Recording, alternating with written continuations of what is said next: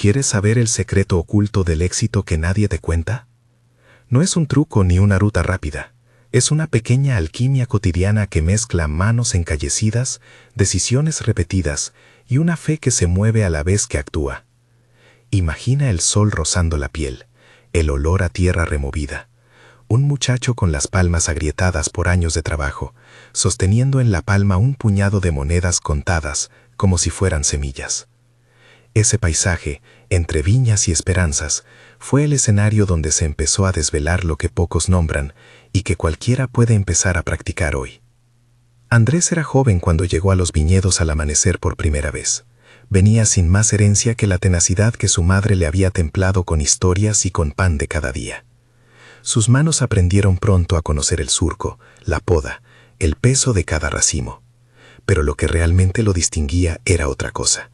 Mientras los demás soñaban adormecidos entre pausas y excusas, él hacía dos cosas al mismo tiempo que nadie notaba al principio. Ahorraba con disciplina, por pequeña que fuera la cantidad, y no dejaba de tocar puertas, de buscar opciones, de preguntar cómo mejorar lo que parecía irreparable. No creía en atajos, creía en la insistencia diaria y en la preparación práctica para cuando la oportunidad tocara. La primera vez que habló con el vendedor de parcelas, el hombre lo miró con desdén. «Esta tierra no vale mucho», dijo, señalando los surcos resecos y las piedras afiladas. «Si quieres te la doy barata, pero no esperes milagros». En el banco ocurrió algo parecido. El señor Morales, con su traje bien planchado, le sonrió sin convicción. «Andrés, con esos ingresos no es prudente prestarle a alguien sin garantías». Eran empujones que buscaban callarlo. Algunos compañeros se burlaron por detrás, otros lo miraban como si abrazara un sueño ridículo. Su patrón, el señor Herrera, le decía con un deje de paciencia cortante: «Muchacho, trabaja limpio y no te metas en cosas que no entiendes». Y sin embargo, la voz que más pesaba en su corazón era la de su madre, una voz templada por la pobreza, pero clara como una rama. «No dejes de tocar puertas, hijo. Llama, vuelve, vuelve a ir. El que busca, encuentra. El que llama, abre». Esa frase, pronunciada tantas noches mientras Andrés dormía con el frío en la espalda, empezó a sonar como un mandato tierno. Tocar no es molestar, tocar es persistir con respeto y decisión. No fue fácil. Compró una parcela considerada mala por todos. Pagó con meses de ahorro y con favores, con noches en las que comió menos para poder guardar unas monedas. La tierra era dura. Había que sacar piedras, rellenar, hacer zanjas para el agua. Plantó parras débiles que parecían quebrarse ante la primera helada. Una madrugada de invierno, una helada atravesó el valle y dejó los brotes negros, como si hubiera pasado una mano fría sobre sus esperanzas. Andrés se quedó mirando las plantas muertas, sintiendo el peso de cada grito interior. ¿Para qué tanto esfuerzo si la naturaleza parece conspirar en tu contra? Aquella noche, junto a un fuego pequeño, Andrés habló con Dios en voz apenas audible. «Señor, no sé si esto funciona. No entiendo por qué otras manos lo tienen fácil y la mía se llena de espinas. Dame claridad, dame fuerzas para volver a levantar lo que se rompió». No pidió riqueza ni milagros que borraran todo. Pidió ánimo y sabiduría para levantarse otra vez. Fue una oración sencilla, sin promesas grandilocuentes, un diálogo humilde que le devolvió la calma y la firmeza para volver a la tierra al amanecer. Lo que siguió no fue un éxito inmediato, fue un trabajo paciente de ajustes. Andrés empezó a aprender de cada error. Si una helada mataba los brotes, plantó variedades más resistentes y construyó protectores improvisados con tela y paja. Si las piedras impedían enraizar, las removió con la ayuda de un compañero a cambio de enseñarle a podar. Si el riego era escaso, aprendió a hacer zanjas y a reutilizar cada gota. No fue un acto heroico súbito, sino una serie de correcciones pequeñas, de ensayos y de repeticiones. Cada intento fue una lección, cada fracaso una información que lo acercaba a una práctica más sabia. En ese proceso, la disciplina financiera jugó un papel silencioso pero decisivo. Guardaba sistemáticamente una parte de lo que ganaba. No era una cifra espectacular, tal vez solo una moneda al día, luego dos, luego una suma constante que crecía con la paciencia. No lo ahorraba para una ocasión soñada que nunca llegaría. Lo ahorraba para poder comprar remedios para la tierra, postes, mallas contra aves, para pagar a alguien que le ayudara a levantar un sistema de riego. De ese modo, convirtió su ahorro en herramientas que multiplicaron el fruto de su trabajo, no en un premio que llegaría por arte de magia. Hubo otros momentos en que la comunidad se volvió contra él por insistir. El patrón, que siempre veía el mundo desde su porche y desde su lógica de negocio, seguía burlándose por lo que llamaba terrenal obstinación. «Vas a desperdiciar lo que tienes en sueños», le dijo una tarde, cuando los ojos de Andrés estaban cansados y la lluvia parecía no venir. Pero también hubo manos amigas. Un viejo del pueblo le enseñó a hacer mulching para conservar la humedad. Una vendedora local le prestó unas mallas para proteger las uvas de los pájaros, a cambio de que le enseñara a trepar las parras.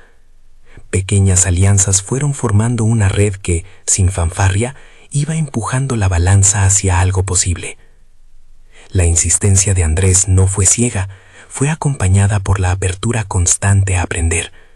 Preguntó a quienes habían tenido éxito, leyó lo poco que encontró en libros prestados, observó la forma de podar de los viejos y probó una y otra vez hasta que los brotes dejaron de morir por heladas y empezaron a defenderse.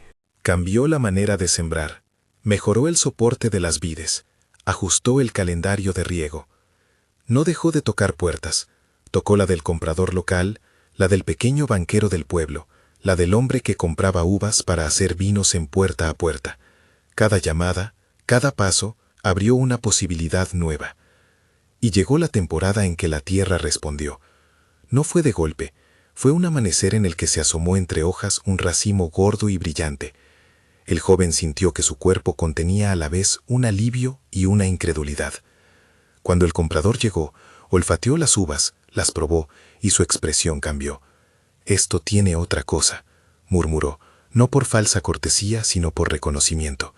Pagó un precio justo, no excesivo, pero suficiente para cubrir años de esfuerzo y para permitirle reinvertir en la tierra. El patrón, que había pasado por allí para observar con la sospecha de siempre, bajó la mirada, sin palabras. La comunidad, que había apostado por otros nombres, empezó a ver a Andrés con otros ojos, respeto mixto con tal vez un dejo de envidia. Para él la emoción fue contenida.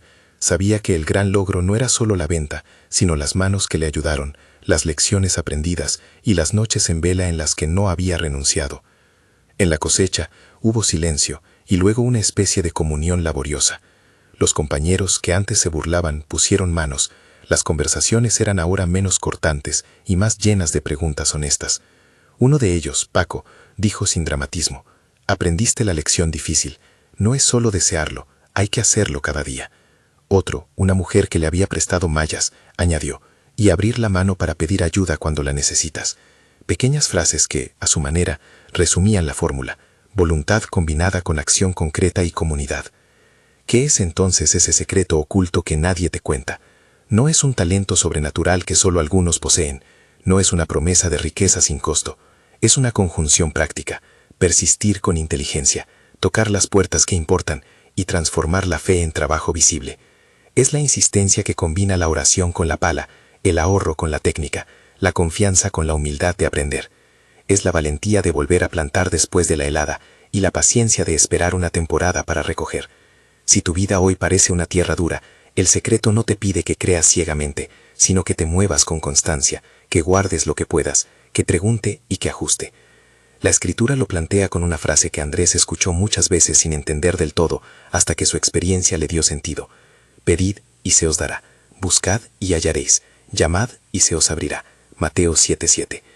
Ese versículo no es una garantía mecánica de resultados sin esfuerzo. En la boca de alguien como Andrés se vuelve una guía para la persistencia. Pedir es reconocer que no lo sabes todo. Buscar es comprometerse a la acción. Llamar es insistir con respeto, hasta que una puerta se abra. La promesa no anula las temporadas de espera ni las heladas, pero sostiene la convicción de que la perseverancia suele ser la madre de las oportunidades.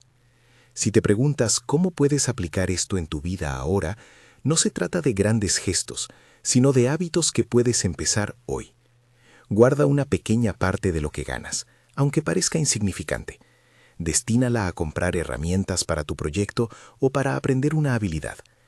Identifica una puerta que puedes tocar, un posible cliente, una institución que podría apoyarte, una persona con experiencia. Pregunta con humildad, aprende de la respuesta, ajusta y vuelve. Haz una lista de pequeños cambios técnicos que puedas probar esta semana. Optimizar un proceso, proteger tu producto de un factor que lo daña, mejorar la presentación de lo que vendes. Y sobre todo, no te confíes a la pasividad espiritual. Si oras, hazlo preguntando por sabiduría para actuar y por fortaleza para persistir, no pidiendo atajos que eviten el trabajo. Quizá lo más difícil sea sostener la esperanza en medio de la burla o cuando los demás no creen. Andrés conoció la humillación, la toleró sin resentirse hasta que la evidencia práctica fue su respuesta más clara. No justificó la indiferencia de nadie, ni buscó revancha, simplemente dejó que su trabajo hablara con el tiempo. Esa es una lección para cualquiera. La consistencia expone la verdad. Si has sido menospreciado o descartado, la opción no es vengarte, sino levantarte con mayor tenacidad, aprender y hacer pequeñas mejoras continuas. Hay dos cosas que quiero que recuerdes antes de cerrar. Primero, que la perseverancia no es resignación. Resignarse sería aceptar que nada puede cambiar. Perseverar es actuar de modo inteligente y constante, incluso cuando el camino es difícil. Segundo, que la fe auténtica empuja a las manos, no las reemplaza. La oración de Andrés no fue un escape, fue un reordenamiento interior que lo devolvió a la labor con más claridad. Si eliges orar, hazlo para encontrar dirección y fuerza para las decisiones concretas que seguirán. Antes de terminar, quiero invitarte a un pequeño ejercicio práctico. Haz una pausa y escribe en un papel una puerta que necesitas tocar esta semana y un paso práctico que puedes dar hoy para construirla. Puede ser enviar un mensaje, pedir una cita, ahorrar una suma pequeña o preguntar a alguien con experiencia. No prometo que todo será inmediato, pero te aseguro que tocar puertas con una estrategia te pone en el circuito de la posibilidad. Quédate con eso, una puerta y un paso. Termino con una breve oración, como aquella que Andrés pronunció en la quietud de la noche. Una oración sin promesas grandilocuentes, solo entrega y pedido de sabiduría. Señor, danos claridad para ver las puertas que debemos tocar, valor para llamarlas una y otra vez, y manos dispuestas para trabajar lo que se nos confía. Acuérdate de los que comienzan con poco, y danos la humildad para aprender y la fuerza para persistir. Amén. Descubre el secreto oculto. Es la mezcla de persistencia práctica, disciplina diaria y fe que activa las manos. Hoy, ¿qué puerta vas a tocar y qué acción darás para que la fe no quede en la intención, sino en el fruto?